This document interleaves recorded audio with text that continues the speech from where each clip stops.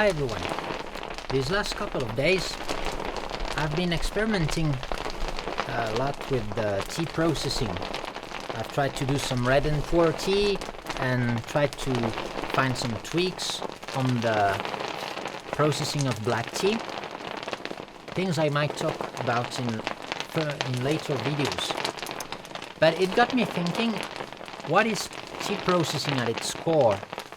And when you read books about tea, usually they like to talk about the 6 families of tea, and you're presented with this table with the 6 types of tea and the processing pathway for each of them. But I want to make it more simple, try to make a synthesis of what tea processing is. Basically, what's common to all types of tea is that you want the tea dry. You get some fresh leaves, which are about 80% water, and you want to get some dry tea, which is less than 5% water, typically. And all the tea processing revolves around how to let the water come off the tea leaves, and also controlling the degree of oxidation at each step of the process. So, for example, if you just pick the tea leaf and lay it on the ground in your factory, it will dry. It will dry out in the shade. It will just dry by diffusion, simply because there are some holes in the tea leaves which let the water out, and the air, the ambient air, is drier than the inside of the leaf, so the water will come out. So that's the most simple way to make tea, the Moonlight White. You pick the tea and leave it in the factory for 1 to 3 days, and you'll get dry tea. Notice that withering is used in most of the teas. Usually you try to limit it with the green tea, but it's always there, because as soon as you pick the tea, the water will start coming off. First through the stomatas in the tea, in the windows which allow the tea leaf to breathe. Then, of course, through the stem, which has been damaged due to the picking, and also often because during transportation the tea leaves can take some light damage. Actually, when you make a simple white tea, you can see this damage, because some leaves will dry out much faster than others. So if you look at a half-dried white tea, some of the leaves will already be totally dry, while some others are still filled with water. So with the withering, you want to let the water come off simply by diffusion. Sometimes we put the leaf under the sun, so that's a sun withering, often used for oolong tea and sometimes for black tea. And with the sun withering, you get the diffusion, but you also get some UV radiation, which will damage further the structural integrity of the leaf. Structural integrity, that's something quite important. So we want the water to escape from the leaf. We must find ways to help it go out of the leaf. So there are two ways we can go about it. Either we can put some pressure from the outside. For example, we give a hot and dry air, which will increase the potential for the diffusion of the water from the inside of the leaf to the outside. And also we can help the water come outside the leaf by kind of damaging the inside of the leaf. So when the leaf is on the tree, everything is nice and tidy. Most of the water is in the cell vacuole, which is like the water tank and contains a few other things. And once you start damaging the cells, then water will come out faster. So what you can do to damage the cell is like a shaking. A shaking is a light damage given to the cells used in oolong tea and black tea processing. You can also do a harsher treatment, which is the rolling, which you will use for black tea processing. So when you use rolling, you really destroy everything, and you kind of almost squeeze the juice out of the tea leaf. And of course that will quicken the evaporation of the water from inside the leaf to the air. So you have inside the leaf, then you can have water on the surface of the leaf, and then as soon as the water is on the surface of the leaf, it will evaporate quite quickly. It will evaporate even more quickly if you give it a nice medium, such as hot and dry air. So this is how you make black tea most of the time. You just blow hot air on the tea, and the water will evaporate quickly. But what I'm doing now is cooking the tea, and while I'm cooking the tea, you can see that the leaves are shrinking, and you can also damage the structural integrity of the leaf by adding heat. So by cooking like this, you have mainly conduction in the wok. The wok is hot, and so it kind of damages the cells in contact with the hot iron. You will also have some convection, some steam, some water will evaporate. So again, if you heat up the leaf, the water will want to go out of the leaf just to evaporate. So this is also what that cooking is achieving. And with the steaming, you also get some kind of further damage done to the structural integrity. Actually, you don't even need to use convection at all to cook the leaf. You can just steam it like it's done in a Japanese green tea and in a couple of Chinese green teas. But steaming is the exception in terms of water content. Most of the time, all the processes are aimed at reducing the water content, or at least transferring the water from inside the leaf to the outside. So for example, when you're rolling the black tea, actually at the end of the rolling, the leaves will have shrunk and will look a bit like leaves at the end of the shaching. So that's something interesting to notice. And so usually the drying of the leaf is done in 3 steps. First step is the withering. You use diffusion. It's quite slow, and the leaf will soften. It will lose its turgescency. Then second, you will have some kind of evaporation in the case of cooking, or some mechanical work in the case of rolling to get the water out of the leaves and kind of squeeze them.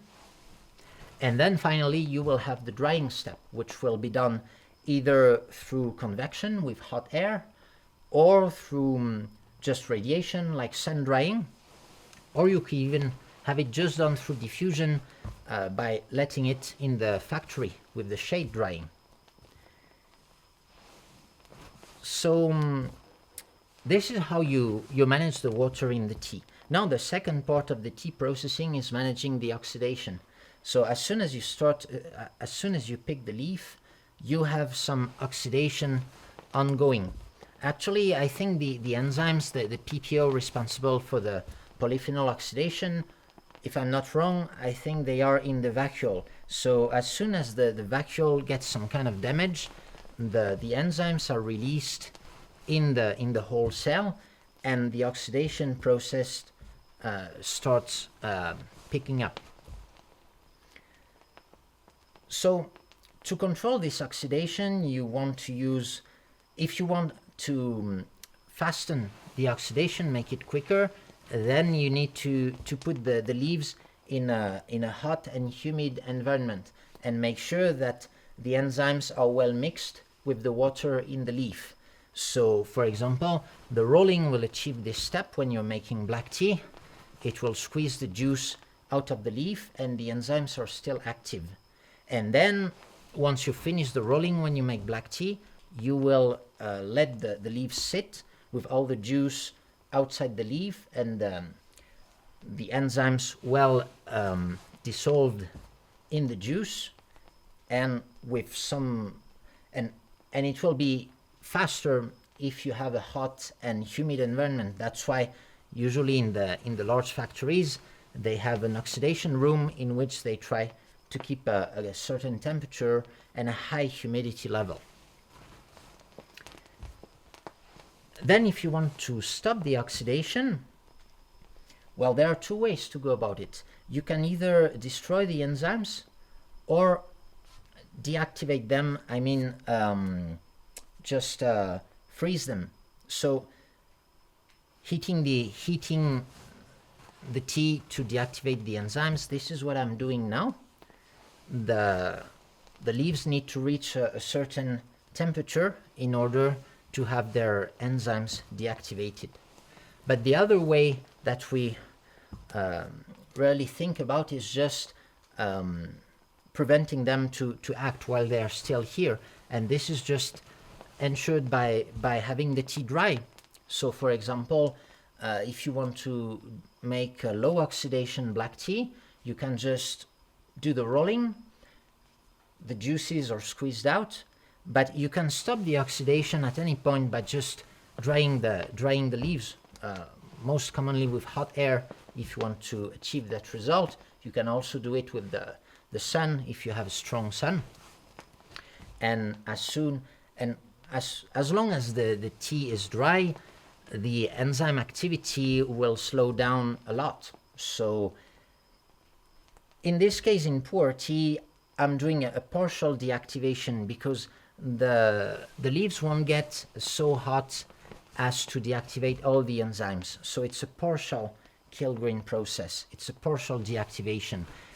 And what allows the tea to age further is the humidity remaining in the cake. So if you have a very low humidity, a very low water content in the pu'er tea cake, then your tea will barely age at all, will barely oxidize. On the other hand, if you keep the tea wet, then the remaining enzymes will work fairly fast, and well, within a couple of years you will notice the oxidation. So for example, for oolong tea, you just do the shaching, and then it's quite a strong shaching, and you're done with it. And then it's just a matter of extracting the water. So in the green tea and the oolong tea, it's pretty straightforward. As soon as you've done the shaching, and the enzymes are deactivated and the oxidation is stopped. And for pu'er tea, since it's like a post-fermented, post-oxidized tea, it will keep running over the years. Now, for the same applies to the white tea and the black tea. So in the white tea, all the enzymes are active. So at the same water content as the pu'er tea, let's say you press your white tea into cake and just store it next to your pu'er tea cake, it will have the same water content, but the white tea will age faster because there are more enzymes active in it, because you didn't give it a cooking step. If you have a low oxidation black tea, even if you keep it dry, it will keep oxidizing over the months. So it should age at the same rate as a white tea. But so to make it simple, tea processing just comes down to two things: water and oxidation. The good tea maker has to master these processes. I think it's easier to think of it that way because in a way the processing path is kind of complicated to learn, and in some cases there are a few steps which are missing. For example, or like the modalities of each step isn't clear.